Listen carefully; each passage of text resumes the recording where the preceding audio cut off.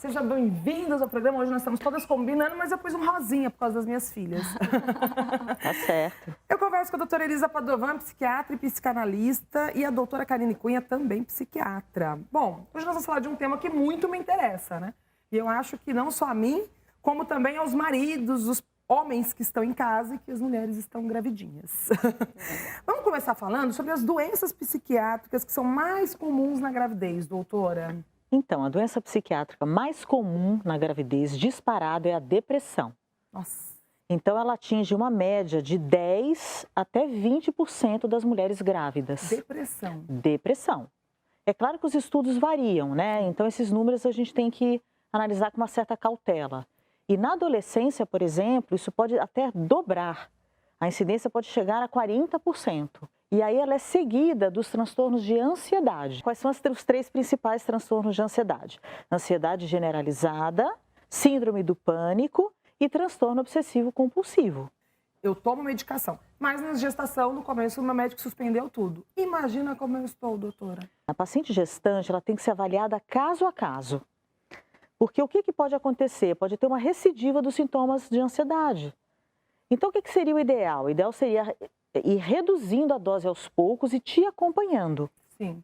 Agora, o médico optou por suspender por causa da quantidade de hormônios que eu tomo, sim. né? Na verdade, os primeiros 3 meses, esse é o período mais delicado. Então, se precisar evitar usar, tem que ser nos primeiros 3 meses. É isso. É isso. Mas, assim, a retirada abrupta, ela corre um risco muito grande da retomada dos sintomas. A pessoa sofre muito também nessa fase, né? A pessoa porque tira sofre abruptamente muito. E aí como você lida? Na verdade, na gravidez, a mulher sofre a gravidez inteira. Agora, a gente sabe que na fase do período pós-parto, né, que a gente chama de puerpério da mulher, muitas passam também pela depressão, né, doutora? Exatamente.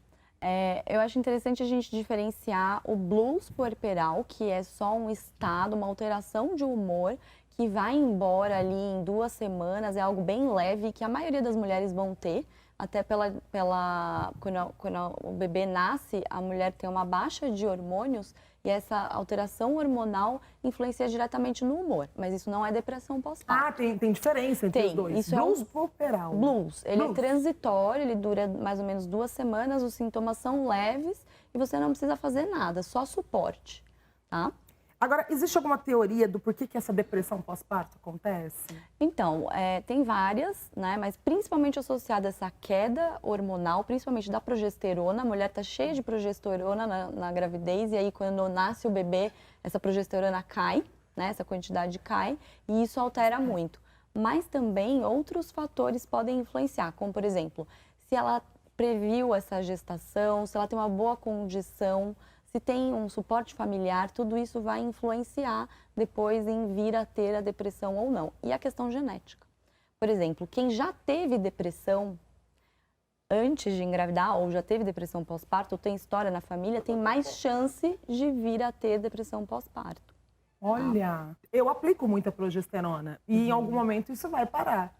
Essa aplicação que eu faço, além da progesterona do organismo, depois quando eu tirar tudo de uma vez, então existe um risco, porque eu, por exemplo, me trato já. Sim. Existe esse risco. Na verdade, a mulher, ela tem 3 grandes períodos de variação hormonal. Quando ela menstrua a primeira vez, depois no pós-parto, se ela tiver um filho, e depois na menopausa. E se você reparar, sempre essas alterações, esses momentos, estão associados a alterações de humor. Então, a gente sabe hoje que os hormônios influenciam no nosso humor. Sim. E pessoas que têm tendência, né, tem uma questão genética já, aí pior ainda. Nós vamos falar das medidas preventivas, mas eu quero saber também, doutora Karine, nós falamos sobre as doenças psiquiátricas mais comuns. Eu aproveitei e já linkei, porque o tema, ele entra antes, durante a gravidez e também pós, né? Agora, como é feita a classificação de medicações psiquiátricas na gravidez pelo FDI? Então, eles fazem da seguinte forma, categoria A, B, C, D e X, tá? É uma categoria de risco, então assim, a gente também não precisa seguir 100% essa classificação. A categoria A é ausência completa de risco, que não existe no caso da medicação psiquiátrica. A categoria B é ausência de risco em avaliações feitas em animais. A categoria C Você já tem algumas alterações nos animais. A categoria D, você já tem algumas alterações em humanos. E a categoria X, você tem uma grande alteração em humanos. Então, na verdade, o que se preconiza? Não usar a X e evitar ao máximo a D. Ah, entendi. Mas a maioria dos medicamentos psiquiátricos, eles são B, C e D. Mas os Ds a gente só usa em casos extremamente específicos, como risco de vida ou casos muito graves, né? Aí nós usamos a D. A gente, assim, me perguntaram quais são os medicamentos que podem ser usados na gravidez, mas vai através dessa classificação, então. Exatamente. Então, por exemplo, antidepressivos podem ser usados? Podem, mas não todos. Então, por exemplo, o antidepressivo tricíclico, que são aqueles mais antigos, eles podem ser usados. Eles são a maioria B e C. Os inibidores seletivos, a maioria são B e C, também podem ser usados, né? Fluoxetina, sertralina, citalopram, que são os mais comuns.